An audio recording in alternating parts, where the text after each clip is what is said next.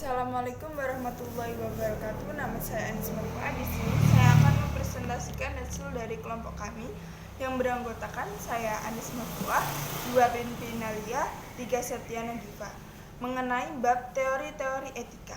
1. Etika absolut versus etika relatif. Etika absolut adalah suatu prinsip yang meyakini bahwa etika bersifat mutlak, berlaku universal kapanpun dan dimanapun. Kelebihannya adalah 1. Standar etika moral yang mengukur suatu tindakan. 2. Pandangan etika yang universal. Kekurangannya adalah 1. Tidak mempertimbangkan situasi dan kondisi sekitar. 2. Tidak mentoleransi keanekaragaman budaya. 2. Etika relatif atau relatifme etika. Suatu prinsip yang meyakini bahwa etika atau nilai moral bersifat subjektif yang ada dalam tatanan masyarakat. Kelebihannya adalah 1. Mendukung adanya keanekaragaman budaya. 2. Mencegah adanya budaya yang dominan. Kekurangannya adalah 1. Tidak boleh mengkritik kaidah moral orang lain. 2. Kepercayaan yang berbeda bukan berarti mereka sederajat. Selanjutnya ada perkembangan perilaku moral, yaitu perilaku moral adalah perilaku yang mengikuti kode moral ke kelompok masyarakat tertentu. Moral dalam hal ini adalah adat, kebiasaan, atau tradisi. Salah satu teori yang sangat berpengaruh tentang perkembangan perilaku moral dikemukakan oleh Karl Barth dalam Atkinson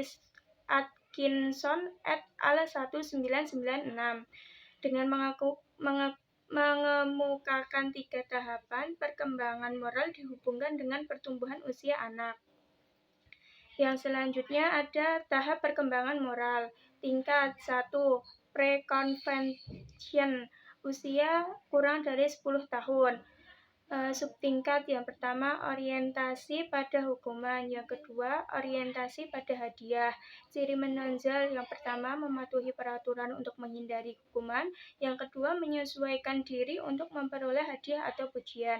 Yang kedua convention, usia 10-13 tahun.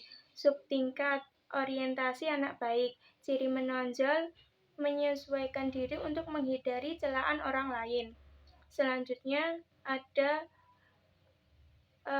subtingkat orientasi otoritas. Ciri menonjol mematuhi hukuman dan peraturan sosial untuk menghindari kecaman dari otoritas dan perasaan bersalah karena tidak melakukan kewajiban. Yang selanjutnya post convention, usia lebih dari 13 tahun. Subtingkat orientasi kontrak sosial dan orientasi prinsip etika. Ciri menonjol yaitu tindakan atas dasar yang disepakati bersama masyarakat demi kehormatan diri dan tindakan atas dasar prinsip etika yang diyakini untuk menghindari hukuman diri sendiri. Selanjutnya beberapa teori etika. Strukturnya sebagai berikut. Yang pertama, teori etika. Yang kedua, teori deontologi, dibagi menjadi 2, yaitu teori egoisme dan teori utilitarisme. Kemudian, teori teologi, teori hak, dan teori keutamaan.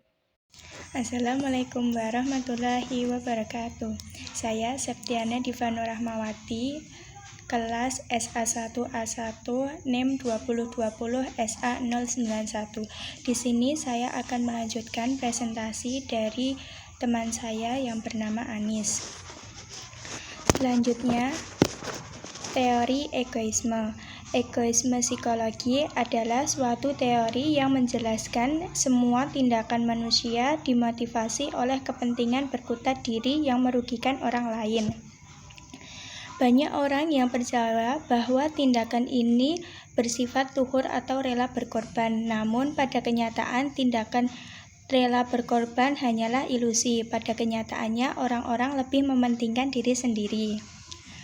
Tindakan ini bertolak belakang dengan altruisme, yaitu suatu tindakan yang peduli pada orang lain atau mengutamakan kepentingan orang lain dengan mengorbankan kepentingan diri sendiri.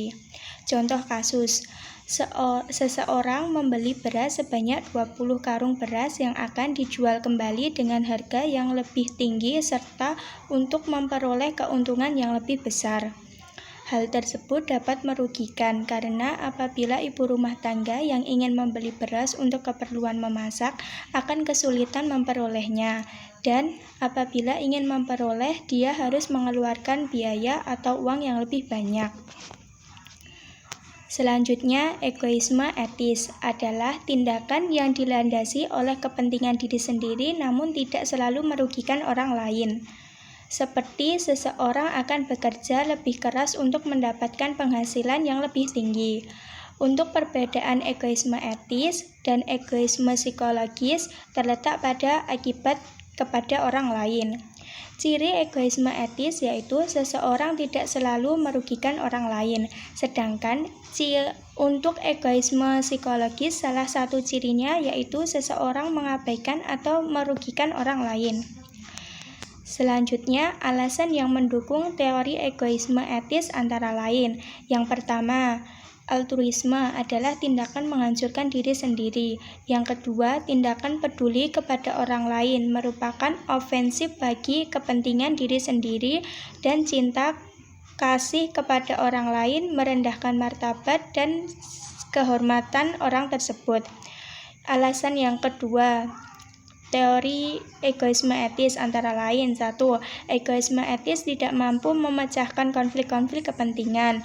2. Egoisme etis bersifat sewenang-wenangnya. Selanjutnya, utilitarisme. Utilitarisme berasal dari kata Latin utilis, utility dalam bahasa Inggris yang berarti bermanfaat. Menurut teori ini, suatu tindakan dapat dikatakan baik jika membawa manfaat bagi sebanyak mungkin anggota masyarakat. Jadi, dalam utilitarisme, ukuran baik tidaknya suatu tindakan dilihat dari tujuan tindakan tersebut, apakah tindakan tersebut bermanfaat bagi banyak orang atau tidak. Selanjutnya, deontologi. Paham deontologi mengatakan bahwa etis tidaknya suatu tindakan ada kaitannya sama sekali dengan tujuan, konsekuensi, atau akibat dari tindakan tersebut. Ada dua konsep yang melatar belakangi terciptanya deontologi yang dikemukakan oleh Immanuel Kant. Yang pertama, imperatif hipotesis, yaitu perintah-perintah yang bersifat khusus yang harus diikuti jika keinginan yang relevan. Yang kedua, imperatif kategoris adalah kewajiban moral yang mewajibkan kita begitu saja tanpa syarat apapun. Kewajiban moral bersifat mutlak tanpa pengecualian apapun dan tanpa dikaitkan dengan keinginan atau tujuan apapun. Yang selanjutnya, teori hak. Teori hak merupakan suatu aspek dari teori deontologi karena berkaitan dengan kewajiban. Hak didasarkan atas martabat manusia dan martabat semua manusia itu sama. Karena itu, hak sangat cocok dengan suasana pemikiran demokratis. Teori hak ini adalah pendekatan yang paling banyak dipakai untuk mengevaluasi baik buruknya suatu perbuatan atau perilaku. Hak manusia didasarkan atas beberapa sumber otoritas. Menurut Weiss 2006, yaitu hak hukum, legal right adalah hak yang didasarkan atas sistem atau yurisdiksi hukum suatu negara.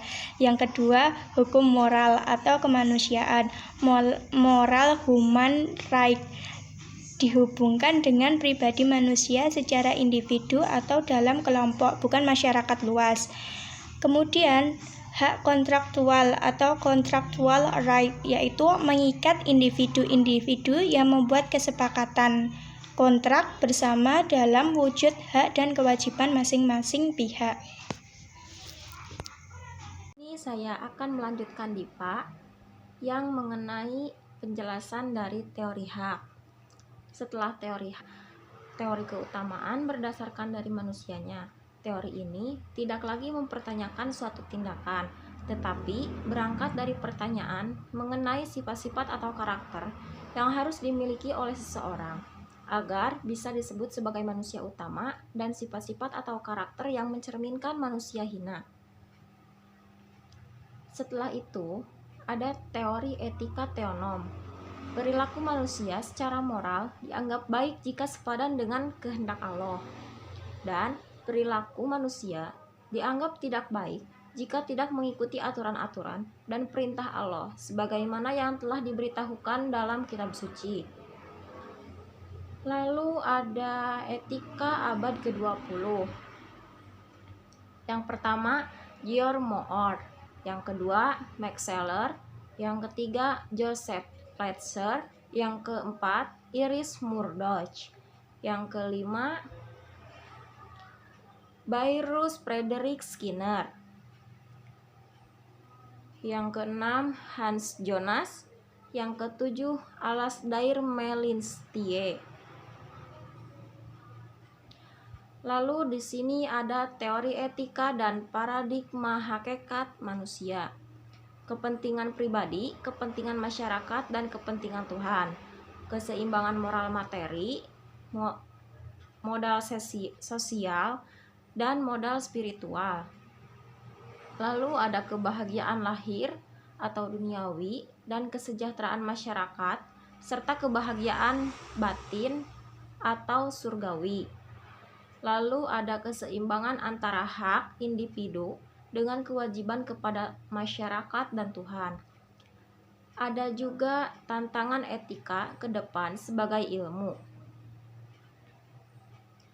Ilmu etika ke depan hendaknya didasarkan atas paradigma manusia utuh, yaitu pola pikir yang mengutamakan integrasi dan keseimbangan pada satu pertumbuhan PQ, IQ, EQ, dan SQ. Kedua, kepentingan individu, kepentingan masyarakat, dan kepentingan Tuhan. Ketiga, keseimbangan tujuan lahiriah duniawi dengan tujuan rohania spiritual. Lalu ada hakikat manusia utuh adalah keseimbangan, yaitu sebagai berikut. Pertama, keseimbangan antara hak atau teori hak dan kewajiban atau teori deontologi. Kedua, keseimbangan tujuan duniawi, teori teleologi, dan rohani, teori teonom. Ketiga, keseimbangan antara kepentingan individu atau teori egoisme dan kepentingan masyarakat atau teori utilitarisme. Keempat, ada gabungan ketiga butir di atas akan menentukan karakter seseorang atau teori keutamaan. Yang terakhir, dan hidup adalah suatu proses evolusi. Sekian presentasi dari kelompok 3 tentang teori-teori etika. Mohon maaf apabila ada kesalahan. Wabillahi taufiq wal hidayah. Wassalamualaikum warahmatullahi wabarakatuh.